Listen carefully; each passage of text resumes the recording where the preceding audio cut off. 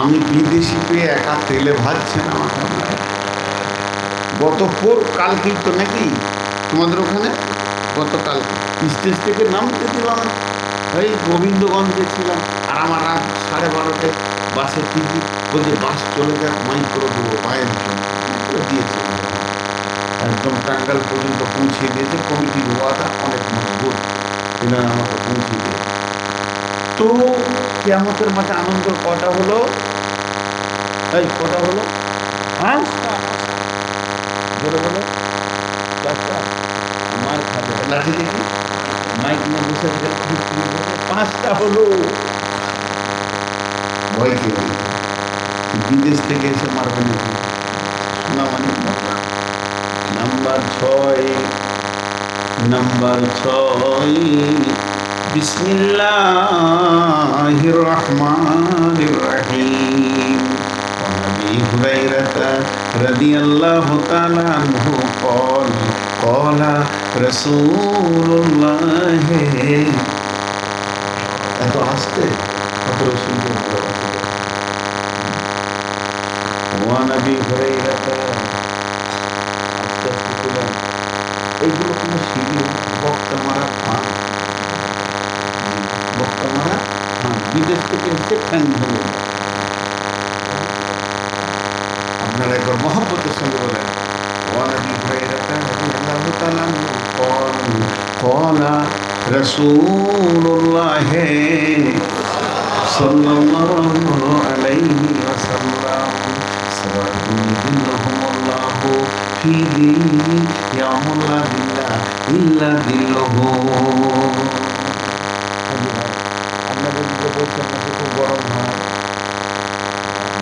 খুব হয়, হালকা গরম।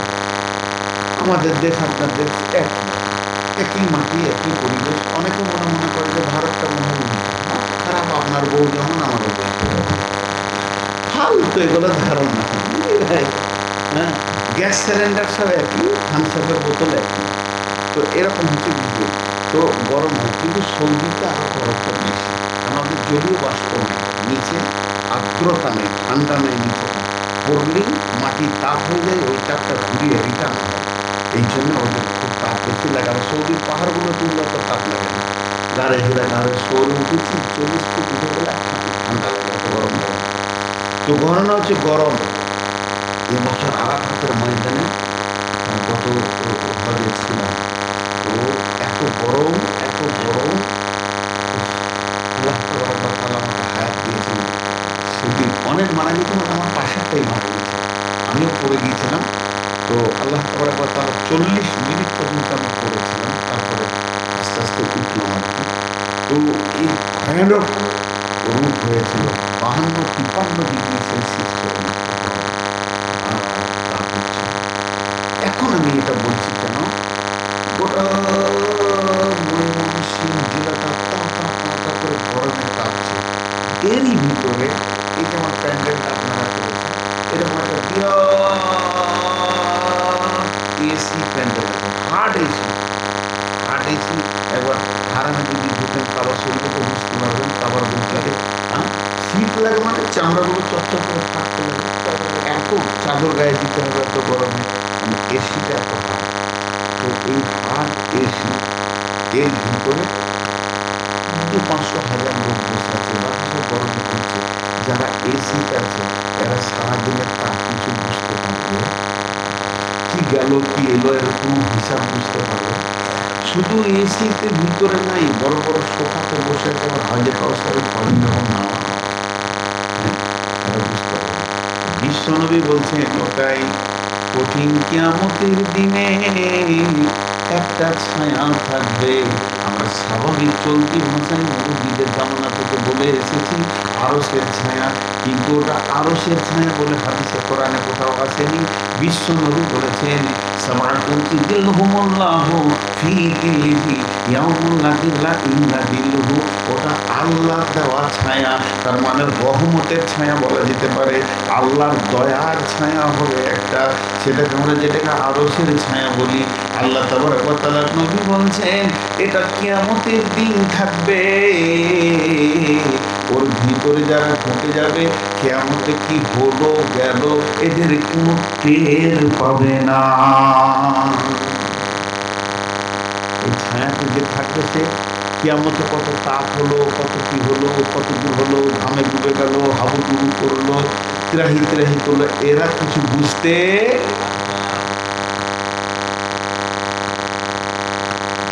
এদের বুঝার ক্ষমতাই নেই, কারণ আল্লাহ রহমতের গণ্ডির ভিতরে আছে। ওটা এই নিয়ামতটা কোথায় থাকবে বলে না, এই নিয়ামতটা কোথায় থাকবে? তাহলে কটা হলো টোটাল? ছটা হলো। এক নম্বর হলো নূরের তাজাল্লি, 2 নম্বর হলো ডান হাতে সার্টিফিকেট, 3 হাজে কাউসারের পানি, 3 নম্বর হলো ডান হাতে সার্টিফিকেট, 4 নম্বর হলো হিসাবকে আসান করা, 5 নম্বর হলো আল্লাহর দিদার, 6 নম্বর হলো রহমতের ছায়া। আল্লাহ আমাদেরকে ওই ছায়াতে যাওয়ার তৌফিক দান করেন, সকলকে আল্লাহ দান করেন। আল্লাহ এবার আল্লাহ রাসূল বলছেন, আমি বুঝানোর জন্য একটু ভঙ্গি করে বলছি, ওখানে 7 শ্রেণীর লোক থাকবে, এটা রসুলের ভাষা। সাবাতুন ইযিল্লুহুমুল্লাহ, 7 আমলওয়ালা ওখানে থাকবে। আমি বোঝানোর জন্য বলছি, সেখানে 7টা কাউন্টার রয়েছে, 7টা দরজা রয়েছে, এক একটা আমলে এক একটা কাউন্টারের ভিতর দিয়ে ওইখানে বসবি। রাগ করে পালাইছেন নাকি বা ঠাকুর? রাগ করে পালাইছেন? কোথায় দেখে নিতে রাগ করে পালাইছেন নাকি? আচ্ছা পালাইছেন, আসো আসো, যান আসবো বলে যেতে একটু পানি খেয়ে।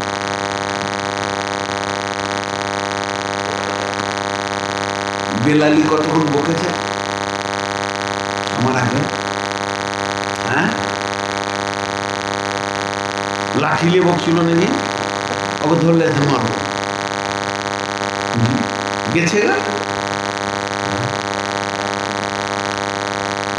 জি না, ওটা হলো আমার আমার মহব্বতের মানুষ আব্দুর রহমানের গোলাপ না বলছে, ও আবার ঘুরিয়ে আমাকে গোলাপ ভাই বলে, খুব ভালো ছিল মাশাআল্লাহ। তো এই 7 শ্রেণীর লোক ওখানে থাকবে। কয় শ্রেণী? নাম্বার 1 ইমামুন আদিলুন, ইমামুন আদিলুন, যে ন্যায় বিচার করে। পৃথিবীতে যে অন্যায় বিচার কোনদিন করেনি। আপনাদের দেশে ন্যায় বিচার হয়? সব ঘুম ধরে গেছে, এখানে সারা বিশ্ব থেকে ন্যায় বিচারটাই চলে গেছে। তারপরেও কিছু লোক এখন আল্লাহ ন্যায় বিচারের মেজাজে রেখেছে। আচ্ছা আচ্ছা, আমি দেখেছি 2-একটা বিচারে বসে ন্যায় বিচার বসে, ন্যায় বিচার যে করবে। বন্ধুরা আমার, বিশ্ব নবীর কাছে একটা খবর এলো, ফাতেমা বলে একটা মেয়ে চুরি করেছে, আল্লাহ রসুল তার হাত কাটার ফাইসালা দেবে। সেই মেয়েটি হলো ইহুদিদের মেয়ে। ইহুদিরা বলল, একটা কাজ করো তোমরা, আল্লাহ রসুলকে বললেন, ইয়া রাসূলুল্লাহ, আমরা তো ইহুদি, আমরা কোরআনের আওতাভুক্ত এখনো আসিনি, অতএব আমাদের এই মেয়েটা সম্ভ্রান্ত ঘরের মেয়ে। ওরা ভেবে দেখলো যদি মেয়েটার হাতটা কেটে দেয় তাহলে কলঙ্কিনী হয়ে যাবে, সমাজের মান সম্মান বলে কিছু থাকবে না। তাহলে কি করা যায়? নবীজিকে বলে কোনো রকম হাতটা বাঁচাতে হবে। তাই ওরা কৌশল করলো কি, ইয়া রাসূলুল্লাহ, আমরা ইহুদি, আমাদের বিচারটা তৌরাত থেকে করে দে। তৌরাতে হাত কাটা, তৌরাতে কি আছে? হাত কাটা। তোরা হাত আর বাঁধবে, যারা বলে না হাত বাঁধানো যাবে, কিন্তু তা নয়, আসলে ওরা বলছে বেশ ঠিক আছে, তোমরা আসো, তোমাদের বিচার তৌরাত থেকে করে দেবো। তখন ওরা ওদের যে তৌরাতের হাতে যাচ্ছে মন্দির আছে ইহুদিদের, ওকে বলছে কিছু লে, আর যেখানে হাত কাটাচ্ছে ওখানে বাঁধতে কর, ওখানে টপকে দে। বুঝতে পারছেন কি না? ওখানে টপকে দিলে আবার হাতটা কাটবে না। ও তখন দেখতে খানিকটা কাঁচা কাঁচা, হয়ে গেল কাজ। চলো আজকে আমাদের বিচারে বসি। এবার বিচার শুরু হলো। বিশ্বনবী বসে আছেন, সাহাবীরা বসে আছেন, আর ওই ওই ওদের পক্ষের লোক এসেছে, আর ওদের হাতে এসেছে। কিন্তু গাধার জানা ছিল না, ভেজাল কি হবে। বলছে চলো করো, তৌরাত করো। তৌরাত করতে শুরু করেছে। করতে করতে যখনই হাত কাটা জায়গাটা এসেছে, ওটাকে টোপ কেটে পড়ে দিয়েছে। আর যেই টোপ কেটে পড়ে দিয়েছে, রসুলের পাশে একজন সাহাবী বসেছিলেন, না আপনার মহিলাকে নাম আব্দুল্লাহ আব্দুল্লাহ বিন সালাম। কি হয়েছে, ধরে ফেলেছে। কারণ কি, তৌরাতের আবার হাফেজ ছিল, আল্লাহকে হাফেজ করে রেখেছে। দেখতে ভেজালটা হলো। বিশ্বনবী নিজের জবানে বললেন, লাউকানা বিনতি ফাতেমাতা, আজকে যদি আমার মেয়ে ফাতেমা হতো, আমি নিজের হাতে তার হাতটা কেটে দিতাম। ইসলাম নেই বিচার চেয়েছে। আল্লাহ কোরআনে বলেছেন, ওয়াইদা বিসমিল্লাহির রহমানির রহিম, ওয়াইদা কুলতুম ফাআদিলু ওয়ালাউ কানা দা কুরবা, যখন তুমি বিচারে বসবে ইনসাফ কথা বলবে, আদল করে কথা বলবে, যদিও তোমার নিকট আত্মীয় হয়। কিন্তু বর্তমান বিচারকরা জানে না এই বিচারটা হলো এই পৃথিবীর বিচার, এর ফটোকপি চলছে। একদিন কিয়ামতের মাঠে আর একবার বিচার যখন হবে, আল্লাহ এলান করবে কে কার জমিকে দাবিয়ে দিয়েছে, কে কার টাকাকে মেরে দিয়েছে, কে কার অংশ মেরে নিয়েছে, কে কার বিচার ঠিক মতো পাওনি। আজকে চলে এসো, ওয়াকুদিয়া বাইনাহুম বিল হাক্কি ওয়া হুম লা ইউযলামুন, আমি বাদী বিবাদীর মধ্যে বিচার করব, কোনো জুলুম করব না। ন্যায় বিচার করতে হবে। সুলাইমানের জামানায় একটা ন্যায় বিচার হয়েছিল। জি, সুলাইমানের জামানায় একটা ন্যায় বিচার হয়েছিল।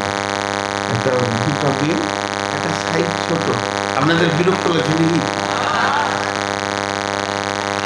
সুবহানাল্লাহ। হ্যাঁ, একটা মেয়ে সাইজ ছোট, একটা বড়, দুজনেরই কোলে বাচ্চা আছে।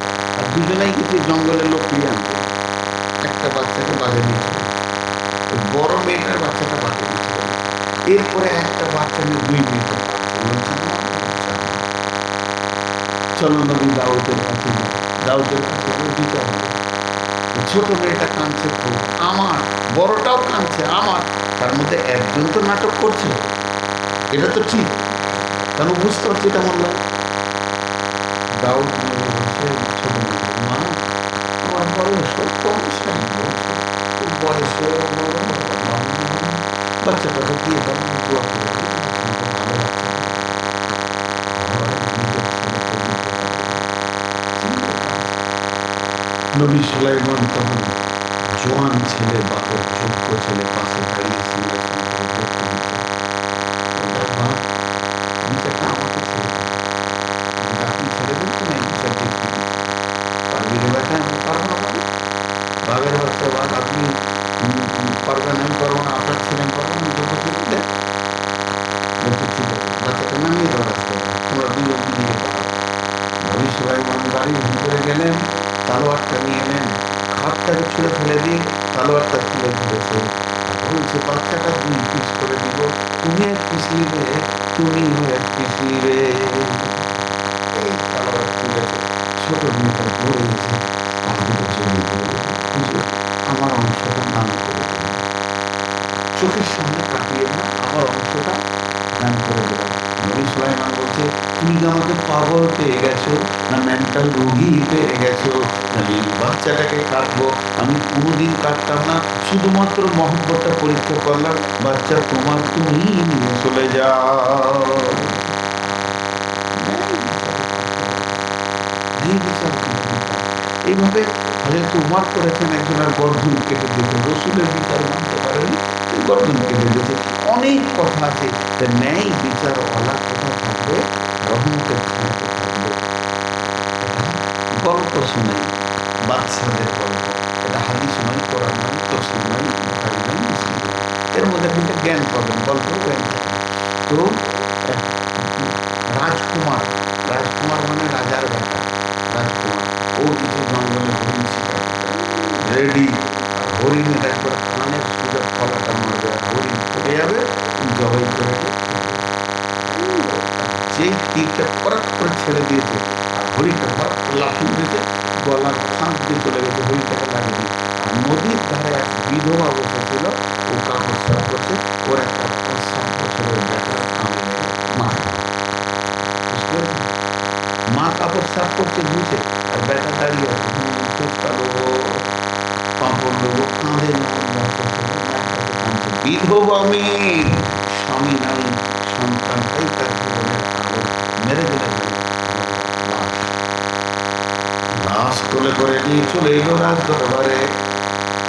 রাজ দরবারে এসে নামিয়ে বললেন, বাদশা নামদার, আপনি তো বাদশাহ, আপনার ছেলে রাজকুমার আমার মতো বিধবার চাঁদের টুকরোটা কেড়ে নিয়েছে, পৃথিবী আমার আধার হয়ে গেল, স্বামী চলে গেছে বেশ কয়েক বছর হলো, একটা শিশুকে নিয়ে জীবনের স্বপ্ন কত তিলে তিলে পড়ছিলাম, সব ভেঙে বিস্মার হয়ে গেল।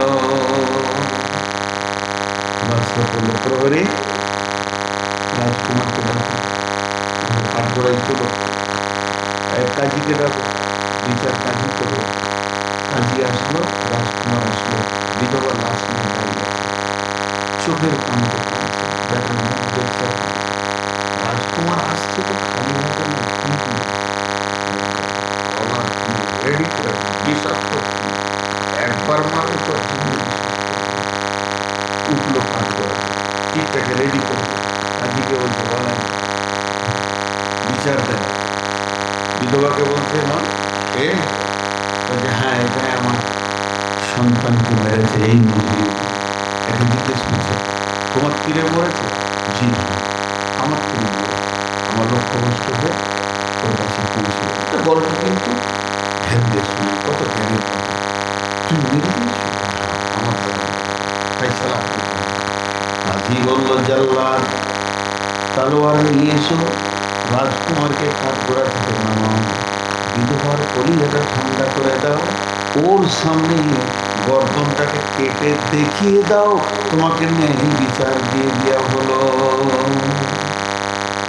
রাজকুমার যখনই ফাইসালা শুনে নিল, তীরটা কাজীর দিকে রেডি করে রেখেছিল, যখন কাজী বিচার করছিল তখন ফাইসালা হয়ে গেল, তীরটা নামিয়ে দিয়ে বলল, হে কাজী, আজকে তুমিও মরে যেতে, তুমি যদি ন্যায় বিচার না করতে, আমি রেডি হয়েছিলাম যে আমি রাজকুমার রাজার বেটা, এই বলে যদি তুমি আমাকে ছেড়ে দিতে, আর বিধবার কেউ নাই এই বলে যদি ওর উপরে দোষ চাপিয়ে দিতে, তোর হুঁশ নাই জ্ঞান নাই, লোক তো হরিণ শিকার করবে, তুই গেলি কেন নদীর ধারে, তোকে দেখতে হবে, এই বলে যদি তুমি আমার দিকে সাক্ষী দিয়ে বাঁচিয়ে দিতে, আজকে দিন তোমাকেও আমি দুনিয়া ছাড়িয়ে দিতাম।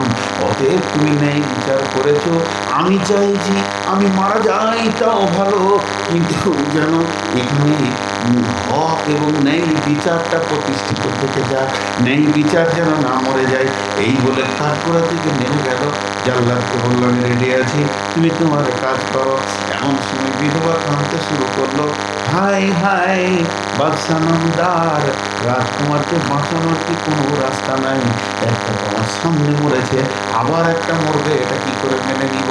তখন কাজী বলল, পৃথিবীর কেউ ওকে বাঁচাতে পারবে না, কারও বাঁচানোর ক্ষমতা নাই, এক্ষুনি কতল হয়ে যাবে, ওকে একজনই বাঁচাতে পারবে, সেটা তুমি। তুমি যদি তোমার বেটার খুনকে ক্ষমা করে দাও, তাহলে এক্ষুনি বেঁচে যাবে। বিধবা বলল, কাজী সাহেব, আমার সমস্ত বিচার আমি পেয়ে গেছি, আমার দিল ঠান্ডা হয়ে গেছে, রাজকুমারকে কতল করবেন না, আমি মাফ করে দিলাম। যখনই বললে আমি মাফ করে দিলাম, রাজকুমার মেয়েটিকে কোলে তুলে দিয়ে বলল, মা, একটা সন্তান মারা গেছে, আমাকে সন্তান মনে করে নিয়ে আমার কাছে এই জীবনটা আপনি কাটিয়ে নেন। অতএব বিশ্বনবী বলছেন, ওই আরশের রহমতের ছায়াতে কঠিন নাফসি নাফসি দিনে যদি তুমি এয়ার কন্ডিশন থেকে নিজেকে উপভোগ করতে চাও, কিভাবে কিয়ামত হলো, কিভাবে শেষ হলো, কিছুই যদি তুমি জানতে না চাও, তো প্রথম নম্বরে একটা কাউন্টার খোলা আছে, ওই গেট দিয়ে তোমাকে ঢুকতে হবে, ন্যায় বিচার করে ঢুকতে হবে। আজকে আমাদের দিকে ন্যায় বিচার আছে, হ্যাঁ, অন্যায় বিচারে ভর্তি হয়ে গেছে।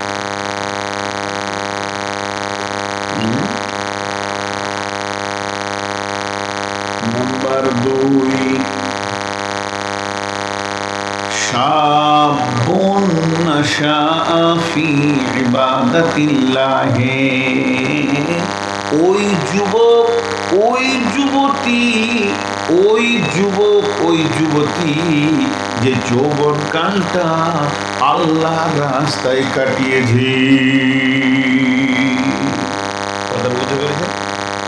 যৌবন কালটা কোন দিকে কাটিয়েছে? আল্লাহর হুকুমের উপরে কাটিয়েছে যৌবন কালটা। এই কথা বলে ছোট ছেলে কথা বলে, চারজন চার জায়গায় বসে, এক জায়গায় বসলে আমার কথা নেই। কত ধৈর্য, কিছু বুঝে না তাও শুনছে না, ধৈর্য ওদের বেশি। চারজন চার জায়গায় চলে যাও, তো হ্যাঁ, এক জায়গায় বসলেই তোমাদের অবস্থা খারাপ হবে। মাস্টার দিয়ে বাংলাদেশের হিরো দেখেন, এক দুই করে উঠছে, কিন্তু ওরা উঠছে আর মনে মনে করছে মাইক ছাড়বে না, নেশা আছে মাইকে। কিন্তু আমার কি হয়েছে আমি বুঝছি। ঠিক ওই যুবক যে যৌবনকালে এবং ওই যুবতী যে যৌবনকালে আল্লাহর হুকুমের উপরে নিজের জীবনকে অতিবাহিত করেছে। নাম্বার 3, বিশ্বনবী বলছেন ওয়ারাজুলুন কলবুহু মুআল্লাকুন ফিল মাসাজিদে, ওই ব্যক্তি যার দিলটা মসজিদে পড়ে আছে, অর্থাৎ মসজিদকে প্রেম করে। হাজি মসজিদকে কে কে ভালোবাসে? ভালোবাসেন তো? হাত নামান। জীবনে মসজিদ ঝাড়ু দিয়েছেন না ইমামকে হুকুম করেছেন? খুশি হলাম। আমি এক জায়গায় গিয়েছিলাম, আমার এলাকায় একজন ইঞ্জিনিয়ার আছেন, তো ইংল্যান্ড থেকে পাশ করা ইঞ্জিনিয়ার, অনেক মুরব্বী মানুষ, এত জ্ঞানী, আরবি বললে তো ধরলি, ইংলিশ বললে তো ধরলি, ফার্সি বললে তো ধরলি, উর্দু বললে তো ধরলি, পণ্ডিত মানুষ। তো ওনার মসজিদের সামনে আমি দাঁড়িয়ে আছি, এত বড় মাপের মানুষ আসছে, আমি ভাবছি কি বলবে না বললাম, কারণ আরো ছেলে মানুষ ছিল। কিন্তু মসজিদে ঢুকি, প্রথমে ঝাড়ুটা নিয়ে মসজিদ ঝাড়ু দিতে শুরু করলো। আমি বললাম স্যার আমাকে দেন। বলেন না, তোমার সম্মান আমার থেকে বেশি, রসুল তোমাকে মেহমান বলেছেন, আজকে তুমি মেহমানকে দিয়ে জীবন আমি মেহমান। আল্লাহর ঘরে ঢুকেছি, আমার প্রথম হক আমি আদায় করব 2 রাকাত সালাত, এবং আল্লাহর ঘরে মহিলাটা চোখে পড়েছে, এটাকে আমাকে আগে হটিয়ে দিতে হবে, সরিয়ে দিতে হবে। মসজিদকে আমি ভালোবাসি, মসজিদ আমার কলিজার টুকরা, আমার হৃদয়ে যেন মসজিদ টাঙা আছে। মসজিদকে কিছুক্ষণ দেখতে না পেলে আমার হৃদয়টা ফেটে যায়। মসজিদকে ভালোবাসবো ইনশাআল্লাহ। কে কে ইমামকে, খাদিমকে, মসজিদকে হুকুম করবো মসজিদ ঝাড়ু দেওয়ার ব্যাপারে? কে কে হুকুম করবো? হাত তুলে। খবরদার হুকুম করবো না, নিজে করবো ইনশাআল্লাহ, করবো ইনশাআল্লাহ। আমরা মসজিদকে ভালোবাসি, এটা হলো 3 নম্বর। 4 নম্বর, ওরাজুলানি তাহাব্বা আলাইহি ইতাহাব্বানি ইজতামা আলাইহি ওয়া তাফাররাকা আলাইহি। আল্লাহর নবী বলছেন, ওই দুটি ব্যক্তি, ওই দুটি ব্যক্তি, ওই 2 ব্যক্তি আপসের মধ্যে মহব্বত জমে যায়, আল্লাহর জন্য ভালোবাসে, আবার ছাড়াছাড়িও যদি হয় আল্লাহর জন্য ছাড়াছাড়ি হয়। ভাইয়া আপনাদেরকে একটা কথা জিজ্ঞেস করছি, যে ঠিক উত্তর দিতে পারবেন না, বউয়ের কাছে। হ্যাঁ, প্রশ্নটা বুঝছেন? আত্মীয় কয় রকম? আত্মীয় কয় রকম বলে না? 3 আত্মীয় কয় রকম? 3টি আত্মীয় ইসলাম কবুল করেছে। একটা হলো রক্তের আত্মীয়, ভাই বোন, মা বাপ, চাচা চাচি, নানা নানি, দাদা দাদি, ফুফু। এটা কিসের আত্মীয়? এটা আল্লাহর ফয়সালা। দ্বিতীয় আত্মীয় হচ্ছে সুন্নতের তরিকায় ইসলামকে সামনে রেখে বৈবাহিক জীবন, বিয়ে করা, এটা একটা আত্মীয় পাওয়া যায়, তাই না? দুটো হলো। আর 3 নম্বর আত্মীয়, না শোনা, ওটা মসজিদে পার হয়ে চলেছিল, আর বলো না, এখন বন্ধুত্ব বলছি। 3 রকম, তৃতীয় আত্মীয় হচ্ছে বন্ধুত্ব, হ্যাঁ, মহব্বত। আর এইটার অনেকগুলো দলিল আছে, তার মধ্যে এটা একটা দলিল, কুল্লু মুসলিম লিখন, এটা একটা দলিল, আরও আছে, কোরআনে আয়াত আছে। আমি বেশি এটা বিস্তারিত করছি না, শুধু একটু বুঝিয়ে দিচ্ছি। রক্তের আত্মীয় বানাতে হয় না, আল্লাহ তরফ থেকে অটোমেটিক হয়ে থাকে। এটা তেমনি তালাকও হয়, তালাক হয়। আপনার 3 বোন আর 2 ভাই, তাহলে কয়টা হলো? 5টা। একটা বোনের সঙ্গে আপনার ঝগড়া হলো, কি সামান্য মানে, তো আপনি 100 বার বলছেন, তুই আমার বলবাস, তুই আমার বলবাস, তুই আমার বলবাস, তুই আমার বলবাস। ও বলছে তোকে ভাই বুঝি না, তোকে ভাই বুঝি না, তুই না বলে দিল। আর খানিক পরে যদি জিজ্ঞেস করি, তো ভাই 5, ওকে তো বাদ দেবেন না, বাদ দেয় কেউ? চলাফেরা নাই, তাও অঙ্কে গুনতিতে ধরে নেয়। কিন্তু বৈবাহিক জীবনটা যেমন একসঙ্গে অনেক আত্মীয় পাওয়া যায়, তালাক হলে সকলেই ছাড়া যায়। হলো কিনা? 2টা আত্মীয়। তাহলে বৈবাহিক জীবনে কয়টা ফরজ বলেন?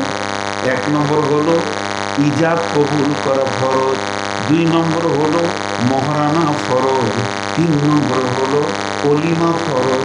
এই 3টে না হলে বৈবাহিক জীবনকে আপন করা যাবে না।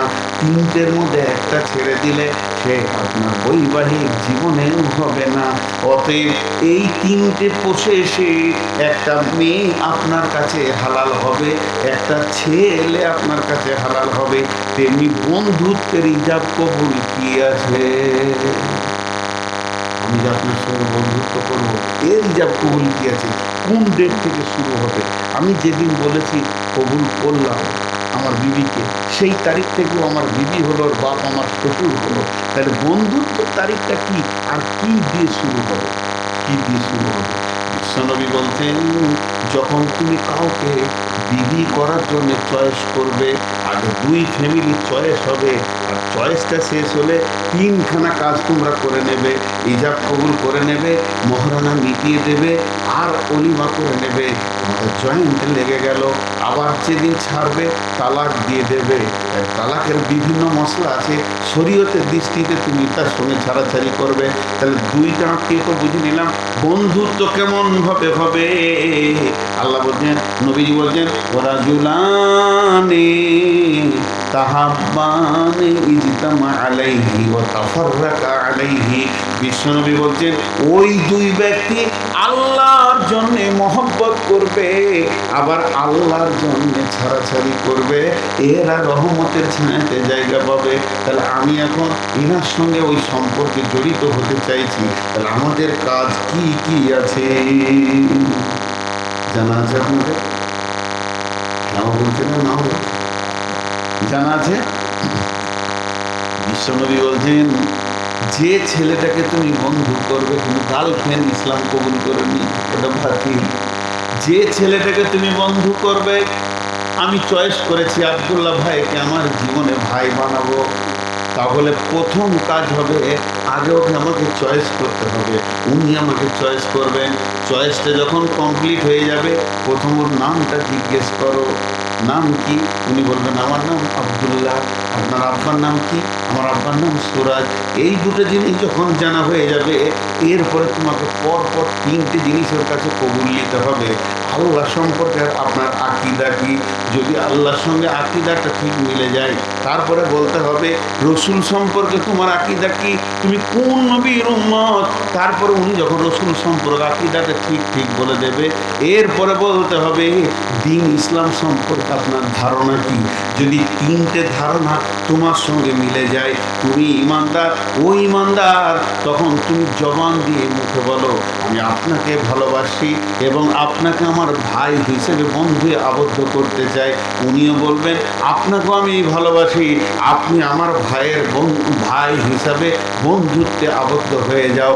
যেহেতু যখন মহাজিররা মদিনা থেকে আনসার চলে গেছিলেন মক্কা থেকে মদিনায়, তখন বিশ্বনবী একটা মহাজিরের সঙ্গে আনসারের ভাই জমিয়ে দিয়েছিলেন, ইসলামী ভাই জমিয়ে দিয়েছিলেন, তাদের মত পর্যন্ত আত্মীয়তা থেকে গেছিল।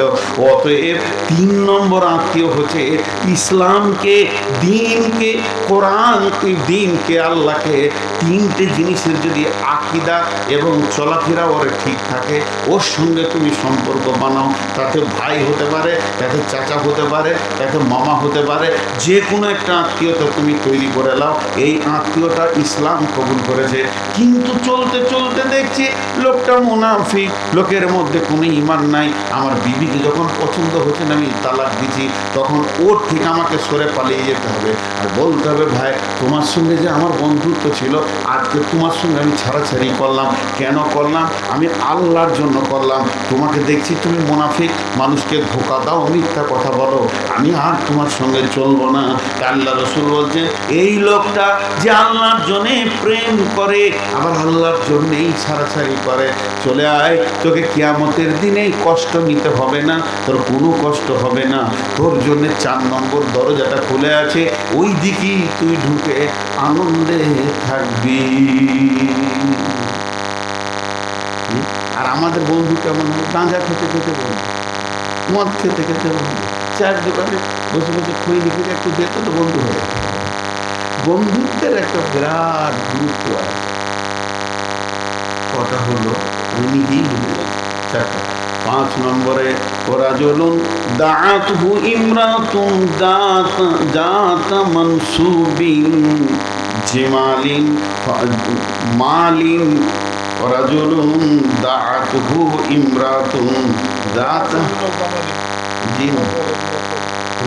ইন্নী আখাফুল্লাহ।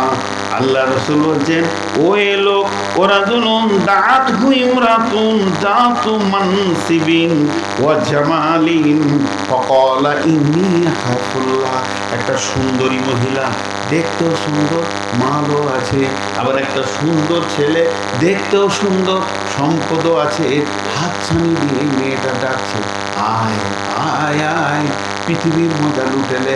কিংবা মেয়েটাকে কোনো ছেলে ডাকছে আয় আয় আয়, আর ওই সময় যদি জবাব দেয় ইন্নী আখাফুল্লাহ, আমি আল্লাহকে ভয় করি, তোমার কাছে যাব না, তোমার মতো একটা সুন্দরী আমার প্রয়োজন আছে, তোমার মতো একটা সুন্দর কুমার আমার প্রয়োজন আছে, কিন্তু তোমার কাছে যা আছে তা আমার চাহিদা, আমার কাছে যা আছে তা তোমার চাহিদা, কিন্তু মধ্যখানে প্রাচীর হচ্ছে আল্লাহর ভয়। আমি আল্লাহকে ভয় করি, এই জন্য তোমার কাছে যাব না। যদি এই কথা কেউ জবাব দিতে পারে, নবীজি বলছেন রে 5 নম্বরের কাউন্টার দিয়ে তুমি ঢুকে যাও, ওখানে গিয়ে আনন্দ করো। এরপর আল্লাহ বলতেন, নবীজি বলছেন ওরা জুলুম তাসাদ্দাকা বিসাদকাতিন ফাআখফাহা হাত্তা লা তাআলাম শিমালুহু মা তুনফিকু ইয়ামিনুহু। ওই লোক যে ডান হাতে দান করলো, তার বাঁ হাত খবর পেল না, সে ডান হাতে কি দান করেছে না করেছে বাঁ হাতের কোনো খবরই নাই। এই লোকটা রহমতের ছায়াতে জায়গা পাবে। তাহলে কি প্রকাশ্যে দান করা যায় না? হ্যাঁ, দান করা যায়। কোরআন বলেছেন অন্য জায়গায় সিররাও আলানিয়া, তোমরা গোপনে দান করো, প্রকাশ্যেও দান করো। প্রকাশ্যে দান করলে তোমার দেখা দেখি আর দুজনও হয়তো করতে পারে, তো প্রকাশ্যেও দান করা যায়, গোপনেও দান করা যায়। তবে গোপনে দানে একটু বেশি ফেসিলিটি রয়েছে। আপনার কিয়ামতের দিন সেই রহমতের ছায়ার 6 নম্বর কাউন্টটা আপনার জন্য খোলা রয়েছে, আপনি সেখানে গিয়ে আনন্দের সঙ্গে থাকবে। 7 নম্বর নবী বলছেন রাজুলুন যাকারাল্লাহ খালিয়ান ফাফাজাত আইনাহু। জাহান্নাম থেকে মানুষের ব্যবস্থা আছে। সমুদ্রের পানিতে হবে না, নদীর পানিতে হবে না, পুকুরের পানিতে হবে না, কলের পানিতে হবে না, এক জগ পানিতে হবে না, এক বোতল পানিতেও হবে না। কেউ উঠবেন না, কিন্তু তারা খুব চালাক মাল, ওরা সব ভিতরে দিবে। জি, আল্লাহর রাস্তা দিচ্ছি, আপনাদের হাতগুলো ধরছে, 5টা মিনিট দিয়ে দিন। পৃথিবীর যত পানি আছে যদি দিয়ে দাও, জাহান্নামের আগুন নিভাবে না। কিন্তু জাহান্নামের আগুন নিভাতে গেলে মাত্র 2 ফোঁটা পানি লাগবে। গভীর রাত্রিতে উঠে যদি কেউ চোখের পানি আল্লাহর ভয়ে ফেলে দেয়, নবীজি বলছে, উম্মত রে, তুমি নিশ্চিত হয়ে যাও তোমার জাহান্নাম নিভে গেছে। ওই লোক যে রাতে কাঁদে 7 নম্বর কাউন্টার দিয়ে ঢুকবে, তাহলে কিয়ামতের মাঠে রহমতের ছায়া আছে তো কি চিন্তা আছে। তা টোটাল 6টা বলা হলো। 1 নম্বর হলো কিয়ামতের পাশে নূরের তাজাল্লি পাবো। 2 নম্বরে ডান হাতে হাজে কাউসারের পানি। 3 নম্বরে ডান হাতে সার্টিফিকেট। 4 নম্বর হলো হিসাবে আসান। আর 5 নম্বর হলো আল্লাহর দিদার রোজা রেখে। 6 নম্বরে হলো 7খানা আমলের ভিতর দিয়ে রহমতের ছায়াতে জায়গা। হে আল্লাহ, তুমি আমাদেরকে কিয়ামতের মাঠে আনন্দের পজিশনটা দিও। আমিন। আমি ঘড়ি দেখলাম, আপনারা ঘড়ি দেখেন, আমি 8 মিনিট থেকে 9 মিনিট করবো না, কিন্তু 8 মিনিটের আগে কাউকে উঠতে দিব না। যদি আপনারা প্রকৃত মুমিন হন তাহলে উঠবেন না, বলেন ইনশাআল্লাহ। এবার বলেন, মাদ্রাসা তো নেই, মাদ্রাসাকে কে কত দেবে? আমি তো একটা কালেকশন করছি একদম সরাসরি। জি, আল্লাহর ওই বস, সব ব্যবস্থা হবে। যত ব্যয় চলা আছে ওদেরকে কখন পাঠাতে হবে আমি দেখছি। আমার নাম নবাব, কিছুরই নাই অভাব, ভিক্ষা করার স্বভাব। জি, কেউ আছেন আল্লাহর গোলাম 2000-5000 দেনেওয়ালা? একজনও নেই। 2000-5000 দেনেওয়ালা আল্লাহর গোলাম কেউ আছে? রসুলের উম্মত কেউ আছেন? যা,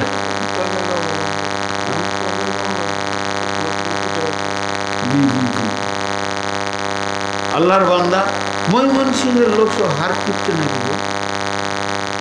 এখানে দাম খুব কম উঠে, টাকা উঠে আপনাদের উত্তরবঙ্গে আর এই নারায়ণগঞ্জ ভালো টাকা। আসলে তাদের ইনকাম সেরকম আছে, এটা কৃষি এলাকা। বলেন আল্লাহর গোলাম 2000-5000 10,000। জি,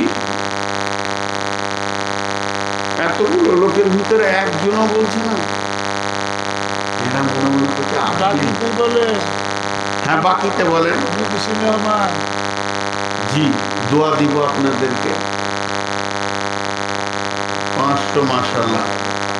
কি নজরুল ইসলাম কোথা বাড়ি? আচ্ছা, আর কেউ আছেন বলেন? আমাদের তো ধান উঠছে এখন না? জি, ধান বলেন। 1 মণ 2 মণ ধান কত? 1000। দেখেন কে আছে ওটা, নাম বলেন। আচ্ছা, হাজি সাহেব। আর কেউ আছেন? দেখেন আমার কাছে কিন্তু 1-2 মিনিট চলে গেল। আপনারা ভাবিয়েন না যে আমি 5000। কি নাম? মাশাআল্লাহ। সরকার মানুষ তো কেন টাকা দেবেন, গরিব তো আল্লাহ। আর কেউ আছেন 5000 10,000 দেনাওয়ালা? আব্দুল হক 1000, আলহাজ আব্দুল হক 1000, আব্দুল আলিম 1000। মাশাআল্লাহ। জি ভাই, আর কেউ আছেন? দ্রুত বলেন, সময় 3 মিনিট চলে গেল। জি, উঠিয়েন না, একসঙ্গে দোয়া করে উঠে যাব। মা বোনেরা, আপনারাও যা টাকা এনেছেন দেন। গতকালকে বলছিলাম মেয়েরা আবার টাকা কোথা পাবো, চুরি করে দিল, অসুবিধা। স্বামীর পকেট মারলে গোনা নেই। বাবুল মোল্লা 5000 টাকা, মাশাআল্লাহ। জি, দলিল আছে, স্বামীর পকেট মারলে চুরি গোনা নেই, যদি স্বামী হার কিনতে হয় তবে। চেয়ারম্যান সাহেব 10,000 টাকা, এতক্ষণে টাকা আসছে। ছেলে হলো তো সিজার করে হলো, নর্মাল হচ্ছে না। আরে বাপ আমাকে দাও, চাইছি আমি, দিচ্ছে ওকে। যে এলো চষে, সে আছে বসে, লাড়া কাটাকে ভাত দিতে যেতে। আমি 2 ঘন্টা বকলাম, আমাকে টাকা দিচ্ছে না, যে বসেছিল ওকেই টাকা দিচ্ছে। পাগলার দল। গভীর ডাক্তার 1000 টাকা। মা বোনেরা দেন, টাকা দেন, চুরি করা মাল কিছু দেন, আবার চুরি করবেন। জি, সহি বুখারীর হাদিস আছে, আহমদ শরীফের হাদিস আছে, 1 ফিট আলা আয়ালিকা মিনাত তাওলিক। এটা তফসিরে গিয়ে বেরিয়েছে।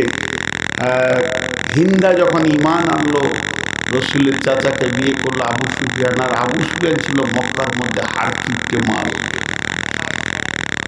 হিন্দা গিয়ে বললো, ইয়া রাসূলুল্লাহ, আপনার চাচা ভালো মাল কিছু কিনে না, শুকিয়ে রেখে দিয়েছে, আঙ্গুর ঝুলছে খালি মার্কেটে, জিভে একটাও আসছে না।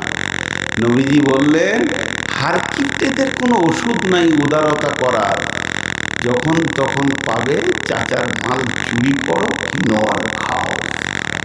বিবিকে যদি হারকিপ্টেরা, আজহারুল ইসলাম 10, দিদারুল ইসলাম 10,000 টাকা, মাশাআল্লাহ। যদি কারো স্বামী হারকিপ্টে হয় তো ওই স্ত্রীদের জন্য ছাড় আছে, চুরি করো আর খাও, গুনাহ হবে না। জি ভাই, আবার যদি ধরা খেয়ে যায় তো বলবে আল্লাহর কসম আমি চুরি করি নাই, তাও গুনাহ হবে না। স্বামীর সঙ্গে মিথ্যা কথা বলতে পারে। আমি আসবো কিনা নিজেই জানি না। আবার 14 তারিখে দাপুনিয়াতে প্রোগ্রাম হবে, মহিলাদের বায়ান হবে। সূরা নিসা হোক আর সূরা জুমা হোক, মহিলাদের বায়ান হবে। মা বোনেরা সব যাবেন। আমার জন্য মিষ্টি খাওয়ার 100 টাকা করে নিয়ে যাবেন। আমি আমার তালটা ভুলবো কেন? তাহলে বায়ান ভালো জমবে। মাশাআল্লাহ। আর কেউ আছেন ভাই? অনেকে আছে, দিবে ইনশাআল্লাহ। দিবে তো, টাইম জান নাই, আর অর্ধেক চলে গেল। জি, আমি ছেড়ে দেবো। আচ্ছা, যাদের কাছে ব্যাগ আছে, চাদর আছে, ঢুকে পড়েন, ঢুকে পড়েন।